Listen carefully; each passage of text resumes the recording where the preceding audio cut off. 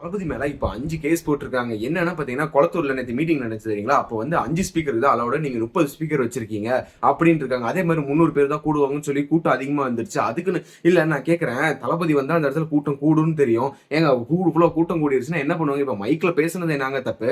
அதுக்கெல்லாம் கேஸ் போட்டுருங்க. சரி மைக்ல பேசுனேன். அந்த ரூட்ல அந்த தளபதி நின்னு பேசின இடத்துல பஸ்ஸே போகாது. அங்க இருக்கிற மக்கள்லாம் சொல்றாங்க, இந்த இடத்துல பஸ்ஸே போகாதுங்க. இத்தனை பஸ் போயிட்டு இருக்கு இப்ப. அதெல்லாம் அந்த ரூட்டே இல்ல.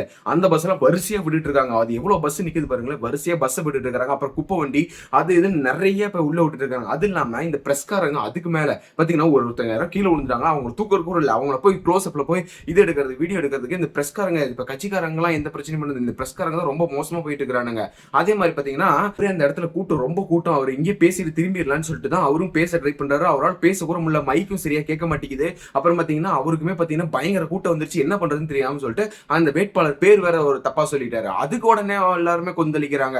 இது நல்ல வேலை நேத்து வந்து வெளிவாக்கம் மீட்டிங்கை கேன்சல் பண்ணதான் நல்லது. இதே கேன்சல் பண்ணா வச்சுங்க இவங்க வந்து என்ன வேணாலும் பண்ணிருக்கலாம். என்ன பண்ணிட்டு கரூர் சம்பவம் மாதிரி பண்ணிட்டு விஜய் மேல பழி போட்டு போயிருக்கலாம். இப்பயே விஜய் மேல பழி போட்டு தான் இருக்கிறாங்க. இவங்களுக்கு தேவை பாத்தீங்கன்னா மனுஷங்க உசுர்லாம் கிடையாது. அவங்களுக்கு தேவை பாத்தீங்கன்னா வச்சுங்களேன் ஒரே ஒரு ஓட்டுக்கு மட்டும்தான் மனுஷங்க. மித்தபடி அவங்களாம் தேவையே இல்லை. என்ன வேணாலும் பண்ணிக்கலாம் இஷ்டத்துக்கு அப்படின்னு சொல்லிட்டு விஜய் மேல பழி போட்டுக்கலாம் அப்படிங்கறதான் பாதுகாப்பு கொடுக்கல. போலீஸ் சுத்தமா இல்ல. ஒரு போலீஸ் கூட இல்ல. எதுவுமே பண்ணாங்க. அதே இல்லாம போலீஸ்காரங்க வந்தவங்க எல்லாம் பாத்தீங்கன்னா வச்சுங்களேன் இந்த டிபேட்டர் மேல இந்த செல்ல சும்மா நின்று வேடிக்கை பார்த்துட்டு இருக்காங்க. அவங்க எல்லாம் பிடிச்சி கீழே தள்ளி விட்டு இருக்காங்க. கீழே தள்ளி விட்டு வீடியோ பக்கத்துல போய் எடுத்தோன்னே எல்லாமே போலீஸ்காரங்க முதல் கொண்டு ஓடிட்டு இருக்காங்க. இவரும் ரொம்ப கேவலமா நடத்திட்டு இருக்காங்க. ஸ்டாலின் ஆட்சி வந்து ஒரு ஃபர்ஸ்ட் அவ்வளவு மோசமா போயிட்டு இருக்கு. இது அவ்வளவுதான். அவரை அப்படியே பேக்கப் பண்ணி வீட்டுக்கு அனுப்புங்க தான் நீங்க. அதனால எல்லாமே மாற்றம் வரும்னா நீங்க மறக்காம விசில் சின்னத்துக்கு ஓட்டு போடுங்க. அதே மாதிரி நம்ம சேனலை ஃபாலோ பண்ணிக்கோங்க.